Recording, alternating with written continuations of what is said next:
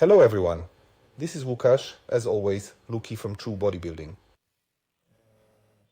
To begin with, right from the start, as I always do, I want to make one crucial point clear, that everything I'm going to share within this content is exclusively my personal opinion, which is firmly grounded in my own experience, my personal observations of myself, my extensive long-standing work with numerous clients, as well as a thorough analysis of relevant literature and research conducted over many years. And not everyone necessarily has to agree with this. If someone holds a different opinion, I fully respect that. This is not medical advice, it's not a diagnosis, nor is it any medical instruction. This is simply my personal perspective on this particular topic. So now let's move on to today's main subject, which is wrist blood pressure monitors. And are they truly inaccurate, as is so commonly claimed? Because most of you have probably heard this many times, that when you're measuring your blood pressure, it should only be done with an arm cuff, and that wrist monitors are generally considered weak and quite inaccurate. And now here's the kicker. In the vast majority of cases, that is actually quite true. However, a bodybuilder is simply not the majority of cases.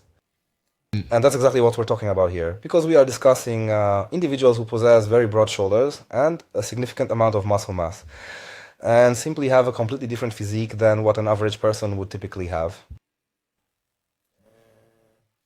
And this has real importance, specifically when it comes to the measurement. The first and most important thing to consider is the cuff.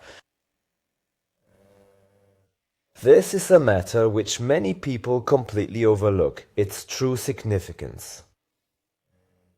Most shoulder braces are simply made for standard sizes, right? Standard arm circumferences. But for a bodybuilder, that standard is, well, it starts where others' measurements end.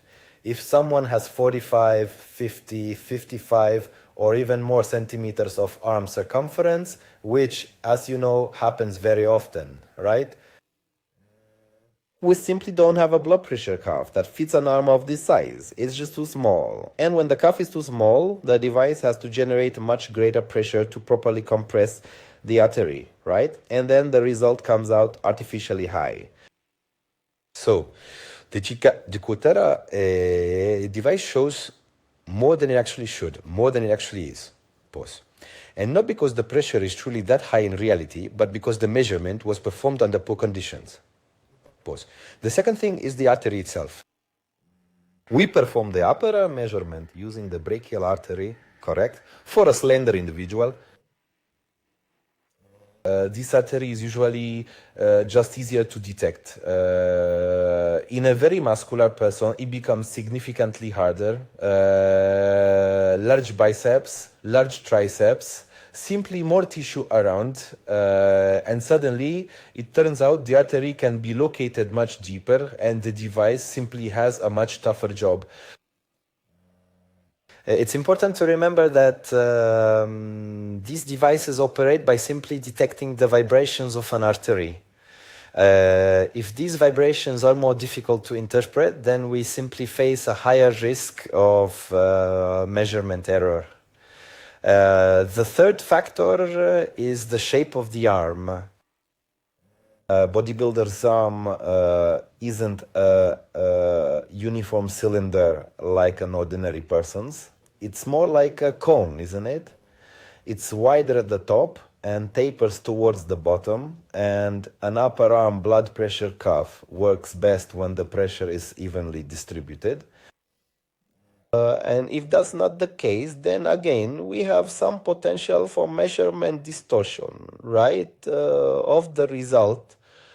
And this is where we get to wrist blood pressure monitors, because on the wrist, pressure is measured from the radial artery, right? And in this particular instance, the situation is simply much simpler. This specific artery is positioned quite superficially. It is not obscured by a substantial layer of muscle tissue. And consequently, the diagnostic device has a considerably easier task. Therefore, in practice, for a significant number of bodybuilders, this wrist-based measurement method can actually prove to be considerably more accurate and consistently repeatable. Paradoxically, wouldn't you agree? Indeed, quite often, it's even more reliable and precise than using that traditional upper arm blood pressure monitor. But there's also a significant catch here, the hand position. Well, wrist devices are significantly more sensitive to their position, and that's actually the most important yet simple rule to keep in mind. Your wrist must always be kept at the same level as your heart, correct? If your hand is positioned too low, the measurement result will be significantly overestimated. However, if it's positioned too high, then the reading will be underestimated instead. And these are truly genuinely real differences, and not just some minor superficial cosmetic ones.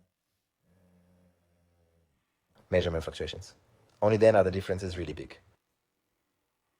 The simplest option is to just rest your hand with the device on the center of your chest, and then we have the best chance for a sensible, reliable measurement. There's one more topic that we really ought to discuss and touch upon here in this recording, and that is what we refer to as pseudo pressure. So in short, this is about a situation where a measuring device, the blood pressure monitor, shows a higher pressure reading than what is actually present in reality. This is most often discussed in older individuals where we have stiff arteries, and it's simply harder to compress them effectively with the cuff. For individuals who are very muscular, it isn't exactly the identical mechanism, but the resulting effect can be quite similar. Well, it's simply a significant muscle mass, an artery positioned more deeply, and a cuff that's not properly selected. And all of these factors can cause the device to show us a reading that is higher than it actually is.